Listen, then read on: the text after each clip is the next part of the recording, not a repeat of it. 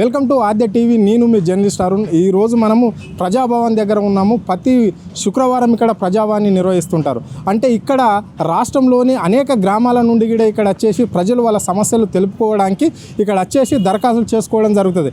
ఇదే విధంగా ఇక్కడ ఈ సంబంధించిన డక్కలి వంశానికి సంబంధించిన వాళ్ళు కూడా ఇక్కడ వచ్చారు.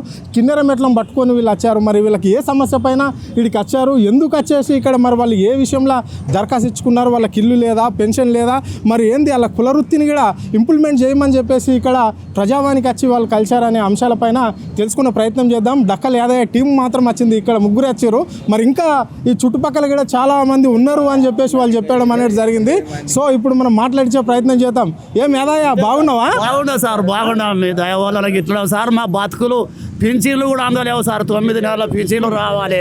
ఇది వరకు ఒక 3,000 పింఛన్ లేదు. ఇప్పుడు 9 నెలలకు 8,000 రావాలి. ఇప్పుడు పెన్షన్ అంటే నీకు వృద్ధాప్తి పెన్షన్ రావాలా, లేకుంటే మీ కళాకారులకు కళాకారు పింఛన్ ఇచ్చారు సారు. కళాకారు పింఛన్ ఇచ్చి ఇప్పుడు ఆపేసారు. మళ్ళీ 9 నెలల పింఛన్లు ఆపారు సార్. మాకు లేవని ఈ రోజు అంత దూరంకి వెళ్ళి తాండూరు, వికారాబాద్ జిల్లాకి వెళ్ళి తాండూరుకి వెళ్ళి వచ్చిన సార్. మా పిల్లలేమో షాద్నగర్కి వెళ్ళి వాళ్ళు వచ్చారు. ముగ్గురం వచ్చినాం సార్. మా బాధకు ఆ 3,000 ఇచ్చిన మాకు ఇంత ఛాయ కాగితుడే. అవి లేవు. 10,000 ఇస్తామని 10,000 కూడా వెళ్ళారు సార్. ఇంతవరకు చేస్తామని. ఇప్పుడు మీకు ఈ వృత్తిని నమ్ముకున్న వాళ్ళకు ఇండ్లు గిడిస్తామని చెప్పింది గవర్నమెంట్. మళ్ళీ భూములు గిడిస్తామన్నది ఏమన్నా ఇచ్చిందా? లేదు సార్. 3 ఎకరాల భూమి ఇస్తామని, బోర్ ఇస్తామని, డబుల్ బెడ్రూమ్ అన్నారు. ఏ దిక్కు లేవు సార్. సాప గుడిసెలనే పడి చేస్తున్నాం. అవే గుడిసెలు, అవే దిక్కు. మరి ఎట్లున్నది ఈ 11 నెలల ఈ కాంగ్రెస్ పాలన? ఏమో సార్, ఇక మాకు అర్థం కాదు. మేము ఇంత ఆడబోయి అడక తిని బాత్తాం కిన్నెర పాటలు పాడి ఇచ్చేదన్నా మాకు ఇవ్వాలిగా సారు. ఏది లేకుంటే మేము ఎట్లా బతకాలి? ఈ ప్రభుత్వం వచ్చిన అయితే మాకు ఏం అందలేదు సార్. ప్రభుత్వం పెన్షన్ చేసింది. పింఛన్కి 3,000 చేసాడు సార్.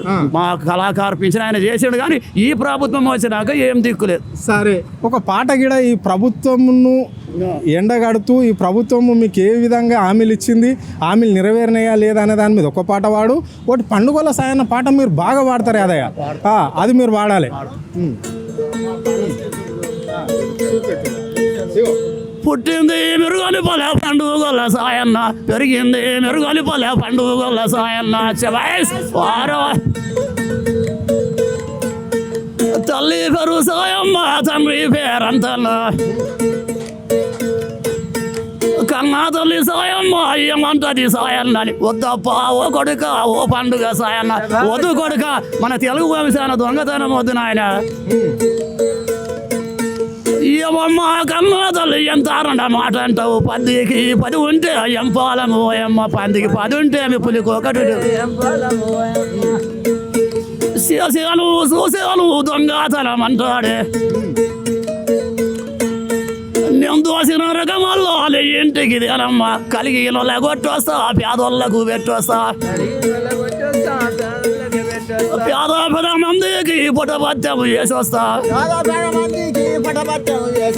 పెళ్ళిళ్ళు గానోళ్ళ ఈ పెళ్ళిగా చేసొస్తా. యాగడిలో పుట్టిండో పండుగల సాయన్న. పిడికాడే నడుముండది, 3 జన్ల ఎద ఉండది. సంకాలు గడ్డాలు ఉండదు, బొడ్లొక్క జంపెన్ను. సేతులుగా తామంచ భుజానక తుపాకి. ఒంటి గన్న అయితోని బహుసింతలు చేయబట్టే. ఈ పాట బాగా ఉంది. మరి ఇప్పుడు మీకు ఈ పాట చాలా బాగా వాడారు మీరు. అంటే ఇక్కడ మీ గవర్నమెంట్ కూడా మీకు కొన్ని స్కీమ్లు ఇస్తున్నది, మళ్ళీ మీకు పెన్షన్లు ఇస్తున్నది. తప్పకుండా మీ కులానికి, అంటే మీరు ఒక ఎస్సీ జాతికి చెందిన వాళ్ళు, అందులో మీ అందులో 59 కులాలు ఉంటాయి. మాలమాదిగా మినహాయిస్తే మీరు 57 ఉపకులాలు. అంటే మీకు ఇస్తున్న హామీ ఏంటి? గవర్నమెంట్ ఏం తప్పింది మాట? మాకు పింఛన్లు 10,000 ఇస్తామని 10,000 లేవు సార్. మాకు ఇండ్లు డబుల్ బెడ్రూమ్ ఇస్తారని డబుల్ బెడ్రూమ్ లేదు. 3 ఎకరాల భూమి ఇస్తామని, ఒక బోర్ వేస్తామని, అవన్నీ ఆశ చెప్పి ఉత్తది అయిపోయి. ఈసారి వచ్చినాక కూడా మాకు ఏం దిక్కులేదు సారు. ఆ ప్రభుత్వంలో అంటే 3,000 ఇచ్చారు మా కళాకారు పింఛని. ఈ ప్రభుత్వంలో అయితే మాకు ఏం దిక్కులేదు సార్. ఇక ఆ సారు కాలుతామంటే కూడా మాకు గేట్ కాడికి వస్తే ఒకటి దోపుతాడు, గేట్ ముంగలి పోతే ఒకటి దోపుతాడు. మామూలు పాత వాళ్ళని చూసి పాయింట్లు పూసి వాటిలో డైరెక్టర్ పోతారు. మా పంచాలు చూసి చెలో అంటే మాకు కూడా భయం అవుతుంది లోపలి పోనీ. గట్ల బెదిరిస్తారు. ఏం చేస్తాం సార్? మీ జిల్లానే కదా సార్ది, ముఖ్యమంత్రి అంటే మహబూబ్నగర్, కొడంగల్, మహబూబ్నగర్ మీదే కదా. మరి అంత దగ్గర ఉన్నాడు తాండూరుకి మా సార్, అంత దగ్గర ఉన్నాడు కానీ మాకు ఇంతవరకు ముఖం తెలియదు సార్. 11 నెలల నుంచి సార్ని ఒక్కసారిగా చూడలేదు. కానీ మీటింగ్ లో చూసినాం కానీ కలవలేం. మీటింగ్ లలో కలిసిండు, కనిపించిండు అంతే. మమ్మల్ని దగ్గర కూడా రానియలేరు. తేజ్ మీదకి ఎక్కనియలేరు పోలీసు.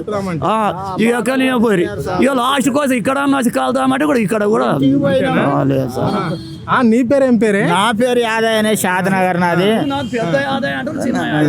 నా పేరు యాదయ్యన సారు. ఈ 11 నెలల నుంచి తిరుగుతూనే ఉన్నాము. పెద్దమ్మ గుడి దగ్గర తన గృహానికి కూడా పోయినాము. ఇంటికాడికి పోయి చెప్పుకుంటాం మా బాధలు. అంటే ఇంటి ముందర జవాన్లు ఉండి మేము కల్పిస్తాము, మీరు అంత ఇక్కడనే ఉండండి అని అప్లికేషన్లు ఇచ్చినాము. పింఛన్లు ఇండ్లు లేవా అని దరఖాస్తులు ఇచ్చినాము. అన్నీ తీసుకున్నారు. సారు వచ్చే ముందర ఇప్పుడు సార్ మీకు కలవడు, మేము తర్వాత కల్పిస్తాము, ఇప్పుడు మీకు టైం లేదు, మీరు వెళ్ళిపోండి, మేము అన్ని సార్కి చెప్పి కాగితాలు ఇస్తామని చెప్పి సార్ని కూడా కలవనియలేదు సార్. ఈడికి ఒక 2 సార్లు వచ్చిపోయినాము. ఇంటికి పోయినాం, పెద్దమ్మ గుడి పక్కల తన ఇంటికి కూడా పోయినాము. ఇంటికి ముందలు కూడా పోనిస్తలేరు. ఓట్లు అప్పుడు కలిసిండా మీకు సార్? ఓట్లు అప్పుడు కూడా కలవలేదు సార్. చేతి కింద వెళ్ళా. ఇప్పుడు మా వాళ్ళు ఇప్పుడు ఎమ్మెల్యే ఉన్నాడు కదా ఏళ్లపల్లి శంకర్ షాద్నగర్, ఆయన 4 ఇట్లా మన పైరావు కాలనీ చేసుకొని ఆయన్నే కాలుస్తాడు కానీ ఈసారిని కలవనియరు. మేము కలవని పరిస్థితి కూడా లేదు, రానియరు. ఏమన్నా నీకు భూమి ఉందా? ఏదన్నా భూమి లేదు. ఈ గుడిసెలు చూపుతున్నా కాలమత గుడిసెల పరిస్థితి చూడు. ఇప్పటికీ గుడిసెలనే ఉండాము. 40 ఏళ్ల నుంచి షాద్నగర్ పట్టణంలో నివసిస్తున్నాం. ఫస్ట్ కాంగ్రెస్ ఇందిరమ్మ వచ్చినప్పుడు సంధి అక్కడనే ఉండాం మేము. ఫస్ట్ ఇందిరమ్మ వచ్చాడ ఇండ్లు ఇచ్చినప్పటి సంధి కూడా ఇందిరమ్మ వచ్చింది గుడిసెలు కనిపించని వద్ద అన్నారు. అప్పుడు పటువాండ్లు గుడిసెలు పీకి దాపెట్టిండ్రు. ఇక అప్పుడు వాళ్ళకి ఎస్సీలకు కట్టించిపోయిండ్రు. ఆమె బంధకు మొక్కాలి. ఆ తల్లి పేరు మీద ఆడ కట్టించిండ్రు. మాకు ఆ అమ్మ పోయింది, మేము మాకు సంబంధం లేదు, ఇచ్చిన కాడికి ఇచ్చినామని 10 ఏళ్ళు తప్పించుకుని ఇప్పుడు అమ్మ రాజ్యమే, ఇందిరమ్మ రాజ్యం. అందుకనే కలుసుదామని వస్తే ఎప్పుడు సార్ని కలవనిస్తలేరు, మా బాధలు చెప్పనిస్తలేరు సారు. అడగనీకే పోతే ఎమ్మెల్యే ఉంటాడు, నీకెందుకు, మేము ఇస్తాము, ఇండ్లు ఇస్తాం కదా, పింఛన్లు ఒకే చేస్తాం కదా, అవుతున్నాయి, చేస్తాను.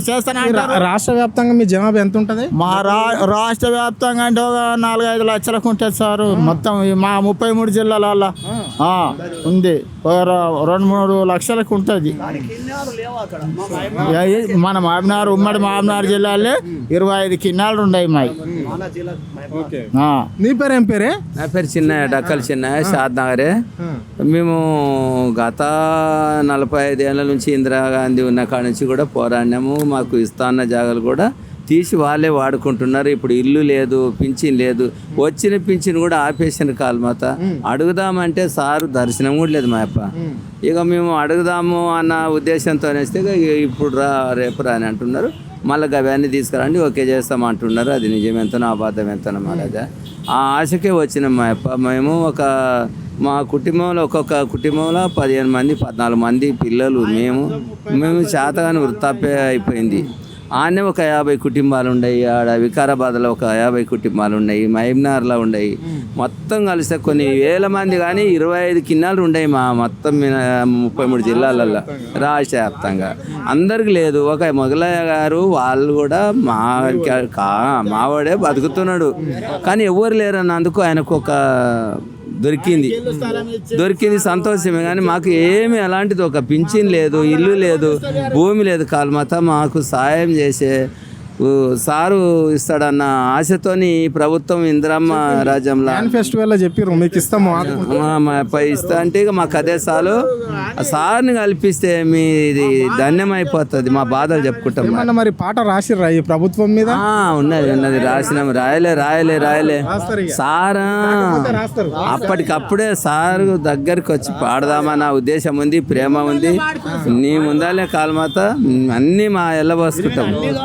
మేము మీరు ఏని కాదు ఇచ్చేటి అడుగుతాం. అంటే ఈ డక్కలోళ్ళు రాష్ట్ర వ్యాప్తంగా దాదాపుగా వీళ్ళు 5 లక్షల జనాభా ఉంటుంది. అంటే ఎక్కువ భాగంగా చూస్తే మాత్రం మహబూబ్ నగర్ మళ్ళా వికారాబాద్ జిల్లాలో మాత్రం వీళ్ళు ఎక్కువగా ఉంటారు. అంటే దాదాపుగా వీళ్ళకు కిన్నెరల మీద వీళ్ళ జీవనాధారం. ఊరూరు తిరిగి వీళ్ళు పాటలు పాడుకుంటా కిన్నెరను పట్టుకొని వాళ్ళు జోల పట్టుకొని అడుక్కొని తినే పరిస్థితి ఉంది ఇప్పటికీ రాష్ట్రంలో. అంటే అప్పటి నుంచి కూడా ఇక్కడ ఈ కాంగ్రెస్ పార్టీ 70 ఏళ్ళు 60 ఏళ్ళు రాజ్యం పాలించినా కానీ ఎప్పుడో ఒకసారి ఇందిరమ్మ రాజ్యంలో మాకు ఇంత జాగా లభించింది కానీ ఆ ఇల్లు కూడా కట్టేయలేరు అని చెప్పేసి వాళ్ళు చెప్తున్నారు. అంటే ఇప్పుడు కాంగ్రెస్ పార్టీ అధికారంలోకి వచ్చిన వెంటనే మాకు ఇండ్లు భూమి అన్ని ఇస్తాము అని చెప్పేసి అన్నారు. అంటే గత ప్రభుత్వంలో కేసీఆర్ ఇచ్చే 3000 పెన్షన్ కూడా మన యాదన్నది, అంటే యాదన్నతో పాటు యాదన్నది మళ్ళీ చెన్నన్నది అందరిది కూడా. అంటే ఈ వృత్తిని నమ్ముకొని బతికిన వాళ్ళకి అందరికి కూడా పెన్షన్లు దాదాపుగా 9 నెలల నుంచి కేసీఆర్ ఇచ్చిన 3000 పెన్షన్ రాలేదు అని చెప్పేసి ఈరోజు ప్రజావానికి వాళ్ళు దరఖాస్తు చేసుకోవడం వచ్చారు. దరఖాస్తు చేసుకోవడానికి వచ్చారు. అంటే ఇది ఒక్క సమస్యనే కాదు, వాళ్ళకున్న వాళ్ళ పిల్లల చదువులు కావచ్చు, లేకుంటే వాళ్ళ ఇళ్ళ సమస్యలు, భూముల సమస్యలు. అంటే వాళ్ళకి భూమి కావాలి, ఇల్లు కావాలి. మేము కూడా ఇక్కడ వాళ్ళమే, మేము ఒక అణగారిన వర్గాలకు చెందిన వాళ్ళము. అంటే మా కులము మాలమాదిగి కులాలకు చెందిన వాళ్ళం కాబట్టి ఉపకులాల వాళ్ళము. మమ్మల్ని ఈ రాష్ట్రంలో పట్టించుకోవడం లేదు ఈ రాష్ట్ర ప్రభుత్వం. 11 నెలలు అయినప్పటికీ కూడా మాకు ఈ ప్రభుత్వం ఎలాంటి సాయం చేయలేదని చెప్పేసి ఇప్పుడు మన యాదన్న మనకు ఆవేదన వ్యక్తం చేశాడు. ఇప్పుడు ఇదే తీరుగా నడుస్తే ఈ ప్రభుత్వము, మేము ఈ ప్రభుత్వం పైన మంచి పాట రాయడానికి కూడా సిద్ధంగా ఉన్నాం. మాకు ఇచ్చిన హామీలు నెరవేర్చలేదు అని చెప్పేసి పాట రాస్తాం. అయ్యా రేవంత్ రెడ్డి మీరు ఒక్కసారి కూడా మాకు గెలవలేరు. అంటే ఎన్నికలప్పుడు అదే బిజీ ఉంటారు, మీరు అధికారంకి వచ్చినా కానీ అదేనా. మేము ఇంత దూరంకి వెళ్ళి తాండూరు, షాదీనగర్, మళ్ళీ మహబూబ్ నగర్, అంటే ఆదిలాబాద్, వనపర్తి, గద్వాల్, ఇక్కడ నుంచి ఇన్ని ఏరియాల నుంచి మేము వస్తే మాకు టైం ఇయ్యరా, మా డక్కల వంశానికి టైం ఇయ్యరా అని చెప్పేసి మమ్మల్ని ఇంత చిన్నగా చూస్తారా మీరు. మాకు ఇవ్వాలి, మాకు టైం ఇవ్వాలి, మాతో మాట్లాడాలి, మాకు ఇస్తున్న హామీలన్నీ ఈ ప్రభుత్వం నెరవేర్చాలని చెప్పేసి యాదయ్యతో పాటున్న వాళ్ళ టీం అందరూ ఇదే కోరుకోవడం అనేది జరిగింది. కెమెరా పర్సన్ గోవింద్తో అరుణ్, ఆద్య టీవీ, హైదరాబాద్.